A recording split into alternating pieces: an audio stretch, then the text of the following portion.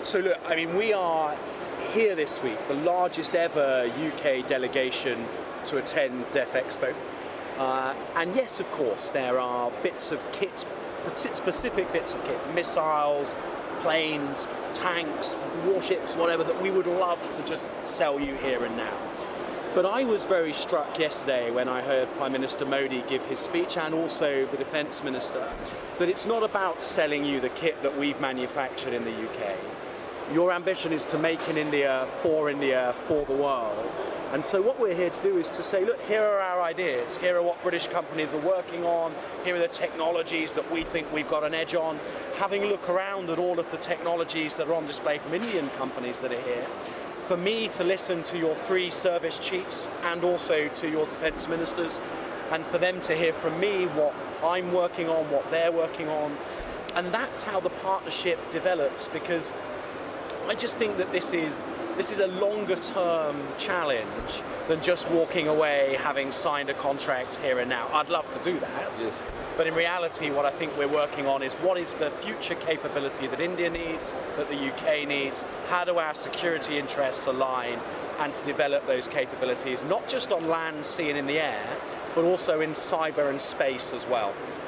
So coming back to you talk about the future collaboration and possibilities with India, there was one talk about Tempest program with India, which is about 6th generation fighter plane. Absolutely. And UK government also proposed India to sort of align with your program. This is one aspect in the Air Force. You also offered a Queen HMS Elizabeth to Indian government on the line of 65,000 ton capacity. Exactly. How far we have moved in terms of these two plan and progress? Is it just on the paper now, or do we have some concrete shape coming into? No, I think that your Chief of the Naval Staff this morning was still very enthused about the Queen Elizabeth carriers.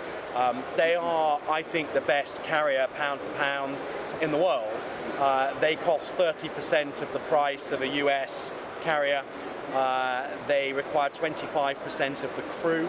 And the sortie rate is sort of 2/3 of the US carrier. So yes, there's a sort of slight reduction in the sortie rate, but given that you've got it for 1/3 of the price and 25% of the crew, for the UK, that makes a lot of sense for us militarily, as much as it makes sense for us sort of in terms of getting value for the taxpayer. Yes. And I think that India is right to look at that. It is a world-beating carrier technology, and we are ready and able. BAE Systems, nearby to where we're talking right now, they've got a model of it on the stand, and we are very, very keen to partner with India in that. The future combat air system you mentioned, you're absolutely right. The UK and other partners are developing 6th generation capability. India is very clear on its desire to have an indigenous capability that is made in India, for the world. Minister, I just interrupt you for a moment. You talk about the Tempest being developed. What elements are you talking about? Are you talking about the design part? How far the British government has moved, or BAE has moved in terms of aerostructure? A Tempest program is concerned, and also, so if you could just talk about Tempest is developing well in terms of the sort of exact detail of what is happening, where it's got to, where we're moving. I'm afraid that is all sort of quite. They only tell me when they absolutely have to. It's kind of. But it's a good thing to talk about. No, I agree, and it's not a shyness about wanting to talk about it. It's a sort of reality that these are the most sensitive, secret projects that we are working on as a government. And I think that what's really interesting is that something that is right at the cutting edge of UK technology, right at the cutting edge of UK military design, is a project that we want India to come in on and work with us on. We understand what it is that you are aiming for in the end, which is your own jet, but there are opportunities within the subsystems on the aircraft, the weapon systems on the aircraft, to develop stuff that is genuinely world-beating, better than anything that anybody else in the world has got. An opportunity to develop mutually our understanding of what the 6th generation air battle looks like, and to be able to work with you whilst respecting your desire to make in India, for India, to work with you to help create something that can go onto your aircraft and air aircraft that is truly world-beating and crucially. And I think this is the thing that I think will define the UK-India relationship in a way that some other countries won't match quite as keenly.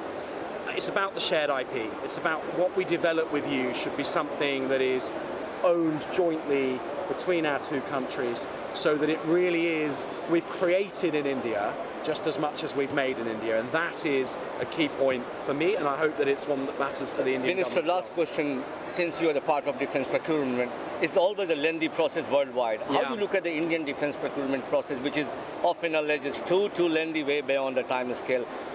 How can we minimize, or what is your suggestion for that from the global perspective as a global investor and from the UK-India joint perspective? So if I knew the perfect answer to that, I would be like the best acquisition defence minister in the world.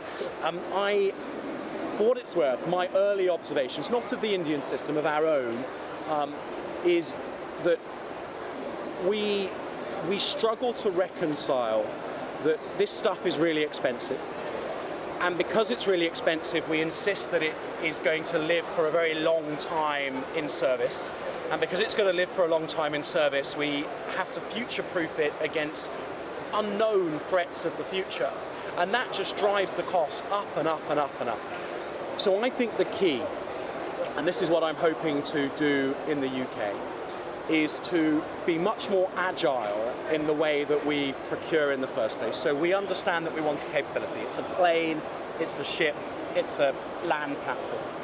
And we get to work, we procure as early as possible what the chassis looks like, what the hull looks like. And we set the constraints around size and tonnage or whatever else. But the actual mission systems, we become very relaxed about recognizing that whilst the hull is being built, technology will move on at a pace that means we should be seeking to spec that later on. Now, at the moment, it takes us, on average, 7.5 years in the UK to go from concept to delivery. But on our biggest programs, Carrier has taken 25 years. Our submarines have taken 25 years. That's too long. It makes it too expensive in order to try and de-risk that longevity. So where I'd like to get to is on the bigger platforms we do that, where we sort of go firm on the hull, the chassis or whatever, and then put the mission systems onto it, spiraling thereafter. But on the other stuff, we should be able to go from concept to delivery in well under 5 years. And if we can do that, and that just requires a bit of political leadership, I don't think it's necessarily more expensive, just requires political leadership. If we can do that, then actually we can be the first into the battle space with the disruptive technology.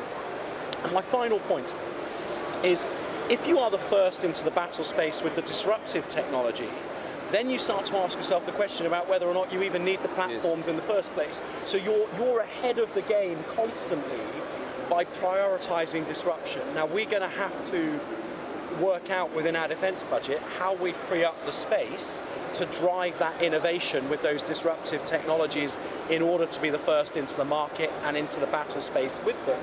But I am absolutely certain that that is what good 21st century defense procurement looks like.